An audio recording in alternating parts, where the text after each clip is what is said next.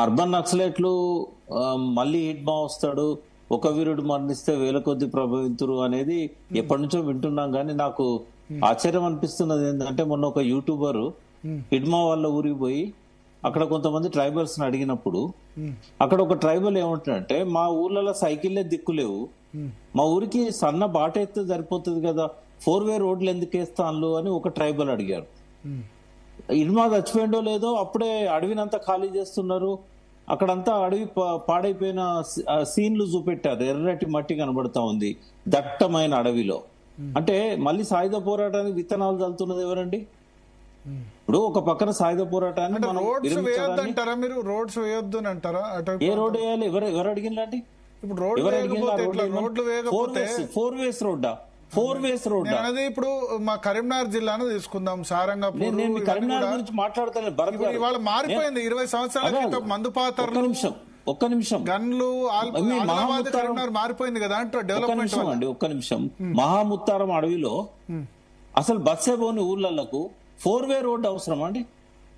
హిడ్మా ఊరు ఎట్లున్నది మీరు చూసారా? అంటే నేషనల్ హైవేస్ డెవలప్ అయితే మంచిదే కదా. ఇప్పుడు నేషనల్ హైవే కోసం వేయలేదు, అది బాక్సైడ్ తీయడానికి వేశారు, మైనింగ్ కోసం వేశారు. సరే, మైనింగ్ అంటే మన మైనింగ్ అంటే సింగరేణి కూడా మైనింగ్. అట్లా మీరు దాన్ని డైవర్ట్ చేయకండి దయచేసి. నేనేమంటున్నా అంటే, నక్సలైట్ ఛత్తీస్గఢ్ లో సరెండర్ అవుతున్నారు లేదా లొంగిపోతున్నారు, కాల్చివేయబడుతున్నారు, బానే ఉంది. మరి వాళ్ళు దేనికోసం గన్నులు బట్టి ఇంతకాలం పోరాడినండి? ఆ అటవీ సంపదను కాపాడాలని కదా, ఆదివాసుల హక్కులను కాపాడాలని కదా. ఆ మైనింగ్ అవసరమా? ఇప్పుడు ఇక్కడ నుంచి చైనాకి ఎందుకు ఎక్స్పోర్ట్ చేస్తాను? చైనా లేదా బాక్సైట్? వాళ్ళేమో నిల్వ చేసుకుంటారు ఫ్యూచర్. ఎందుకు చేయట్లేదు? బొగ్గు కూడా తీసుకుపోతున్నారు. ఎందుకంటే వాళ్ళ దగ్గరనేమో ఖనిజ సంపద బయటికి తీయరు, వాళ్ళు వందల సంవత్సరాల కోసం నిల్వ పెట్టుకుంటారు, మనమేమో మొత్తం తోడేసి అమ్ముకుంటా ఉంటాం. ఇప్పుడు నేను అనేది దట్టమైన అడవులకు 4-వే అవసరమా? అది ఎవరి కోసం వేస్తాను? ఆదివాసుల కోసం వేస్తానులా? అంటే ఇట్లనే పోతుంటే మళ్ళీ సాయుధ పోరాటాలు. రోడ్డు డెవలప్మెంట్ వల్ల, సెల్ ఫోన్ టవర్ మన తెలంగాణలోనే చూసాం కదా ఎంత డెవలప్మెంట్ జరిగింది. అంటే రోడ్డు అంతా ఎంత ఏది డెవలప్మెంట్ అంటే ఏది? ఆదివాసీ గూడాలలో 4-వే దారిద్ర రేఖ దిగువన ఇప్పుడు ముంబాయి, బొగ్గుబావి, దుబాయ్ ఇవంతా పోయింది కదా, because of land values, agriculture development, road ways, దీని అన్నిటి వల్ల తెలంగాణలో ఇవాళ చిన్న రైతు ఎకరం అర్ధ ఎకరం ఉన్న రైతు కూడా మీరు ఎక్కడికో తీసుకుపోతున్నారు. ఒక ఆదివాసి ఒక ప్రశ్న అడిగాడు, మా ఊర్లో సైకిల్లే దిక్కులేవు, మాకు ఎర్ర బస్ వేయొచ్చు కానీ ఈ 4-వే రోడ్డు మా ఊరికి ఎందుకు వస్తుంది అని అడుగుతున్నాడు. అదేం నేషనల్ వేల కనెక్టివిటీ లేదు, అది కేవలం గుట్టలలో పోతుంది 4-వే రోడ్డు. అంటే 4 రోజులు ఓపికలేదా అండి? ఆ నక్సలైట్ కూడా పూర్తిగా సరెండర్ అవడమో లేకపోతే వాళ్ళు అరెస్ట్ అవడమో అయ్యేదాకా కూడా ఓపికలేదా? ఏం తొందర వస్తుందని 4-వేలు వేస్తున్నారు ఇప్పుడు అడవులలో. మళ్ళీ ఇప్పుడు యువత రెచ్చగొట్టడం కాదా అది?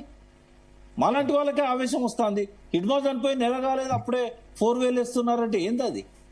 ఇది ఆ డెవలప్మెంట్ అంటే? అదానికి అంబానీకి దోచిపెడితే మన నక్సలైట్ పుట్టుకరారా? ఎందుకు పుట్టుకొచ్చిందో? 75 ఏళ్ల నుంచి వాళ్ళని పుట్టించింది ఎవరు అసలు? ఈ వ్యవస్థ కాదా? ఈ వ్యవస్థలో ఈ పాలకులు గారా? ఆవేశం వస్తుంది. ఎందుకంటే ఒక పక్కన పీస్ఫుల్ గా అందరు సరెండర్ అవుతా ఉంటే ఏం తొందర వస్తుందని భూమికి పుండు పుట్టిస్తున్నారు. మళ్ళా చెట్లను నరికితే నాకు కోపం వస్తుంది. అవసరమా అడవులలో చెట్లను నరకడం? అదేనా డెవలప్మెంట్ అంటే? 4-వేలు డెవలప్మెంటా? ప్రభుత్వాలు ఆలోచించాలండి. వాళ్ళే మళ్ళీ సాయుధ పోరాటానికి విత్తనాలు చల్లుతున్నారు, అర్బన్ నక్సలైట్లు కాదు. అడవులలో ఉన్న గిరిజనులు అడుగుతుండ్రు, హిడ్మా పోయి 4 రోజులు కాలేదు, మళ్ళీ ఒక హిడ్మా ఉంటే బాగుండు అంటున్నారు వాళ్ళు. ఎంతమంది హిడ్మాలు పుట్టుకొస్తారు ఇట్లా చేస్తా ఉంటే? 2 అంచెల విధానం ఉండాలండి. ఒక పక్కన వాళ్ళని సరెండర్ చేసుకోవడం. ఆదివాసీలు అంటున్నారా హిడ్మా, మళ్ళీ ఒక 100 హిడ్మాలు కావాలని? మీకు ఎన్ని వీడియో క్లిప్పులు చూపెట్టాలి? మనకు రఘుని అడగండి, ఇస్తారు. తొలి ఛత్తీస్గఢ్ లో అయింది మరి ఆదివాసీ బిడ్డనే, ఒడిశాలో అయింది ముఖ్యమంత్రి ఆదివాసీ వాళ్ళు ఏ విష్ణుదేవ్ సాయి ఆదివాసీ బిడ్డనే, అక్కడ ఒడిశాలో అయింది ఆదివాసీ బిడ్డనే మోహన్ కుమార్. ఒక నిమిషం భరత్ గారు, చర్చను కొంచెం పక్కదారి పట్టియకుండా నేను చెప్పేది వినండి. 2 అంచెల విధానం ఉండాలి అంటున్నా. ఒక పక్క నక్సలైట్లను సరెండర్ గా మనం అడగండి, రివార్డులు ఇవ్వండి, వాళ్ళ సాయుధ పోరాటాన్ని విరమించడానికి అన్ని చర్యలు తీసుకోండి. కానీ ఇంకో పక్కన వాళ్ళు దేనికోసం ఆయుధాలు పట్టిందో మళ్ళా ఆ పరిస్థితిని తలెత్తేటట్టు చేయొద్దు అంటున్నాను నేను. 4 రోజులు ఆగొచ్చు కదా. నేను చెప్పింది ఏంటంటే ఇప్పుడు ఛత్తీస్గఢ్ సీఎం ఉంది, ట్రైబల్ లీడరే, రాష్ట్రపతి ట్రైబలే, ఒడిశా ముఖ్యమంత్రి ట్రైబలే, పక్కన ఉన్న జార్ఖండ్ సీఎం ట్రైబలే.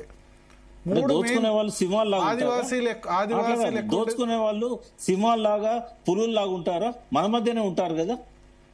అంటే ఆ కమ్యూనిటీ నుంచి అయినారు కదా అంటున్నాను నేను అనేది. ఆ కమ్యూనిటీ వాళ్ళు ఆ కమ్యూనిటీకి మేలు చేస్తున్నారా?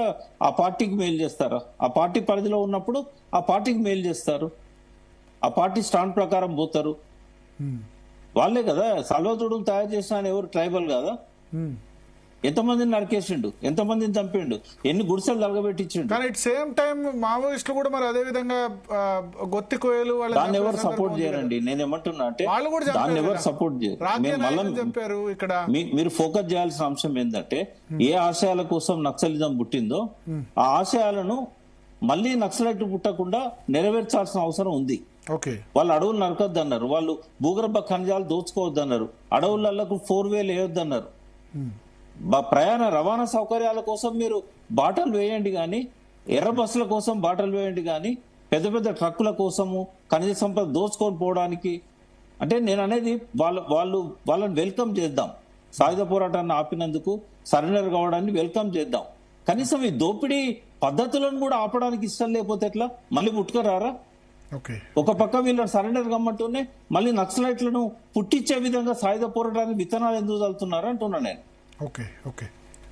మురళీ మనోహర్ గారు, నేను ప్రకాశనతో నేను